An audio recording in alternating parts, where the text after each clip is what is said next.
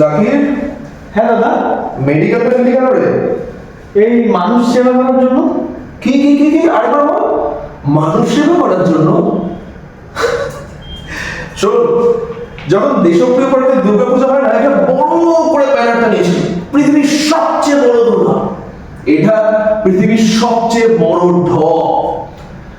মানুষ সেবা করার জন্য কেউ ডাক্তারি নেয় না, সবার চাই এইটা সেবা।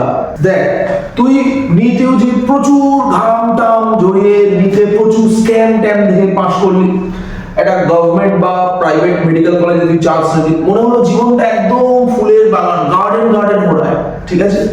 তারপর তুই প্রচুর সিনিয়রদের হিস্টোলজি একে একে প্রেমের ল্যাং খেতে খেতে খেতে খেতে এগোতে থাকলি, সাপ্লিমেন্টারি এক্সাম দিতে দিতে দিতে নিট ইউজি থেকে এমবিবিএস এর 4.5 ইয়ার্স এর লাইফটা কাটিয়ে কখন যে ইন্টার্নশিপের দোরগোড়ায় এসে দাঁড়াবি সেটা বুঝতেই পারবি না। আর ঠিক সেই সময় যখন পকেটে হাত দিবি তখন দেখতে পাবি উপার্জনটা বাবাজিকে ঠুললো।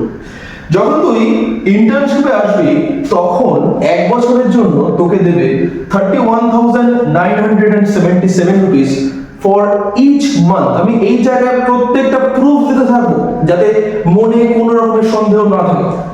তারপর আবার একটা কঠিন এন্ট্রান্স, সেই একই রকমের ইঁদুর দৌড় শুরু হয়ে গেল, নেট পিজি।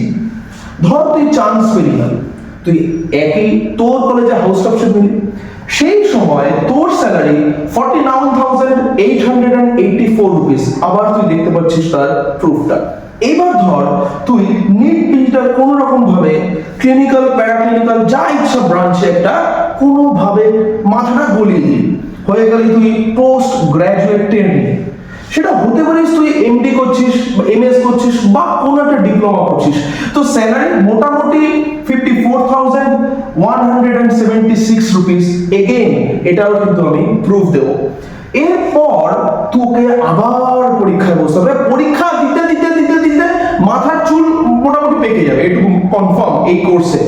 তারপর তুই যুক্ত হলি সিনিয়র রেসিডেন্ট। তোর যদি ডিপ্লোমা থাকে তাহলে তুই পাবি 65,000। তোর যদি সিনিয়র রেসিডেন্ট পিজি থাকে তাহলে তুই পাবি 70,000। তুই যদি এসআর হোস, যার পোস্ট ডক্টরেট ডিগ্রি আছে লাইক ডিএম, তুই পাবি 75,000। একটা জিনিস সবসময় মনে রাখ জাকির, যে এই কোর্সটা করে যদি আমরা ভাবি যে ম্যাকলারেন কিনবো, নো, এটা পসিবল হয়। আমাদের টয়োটাতে খুশি থাকতে হবে।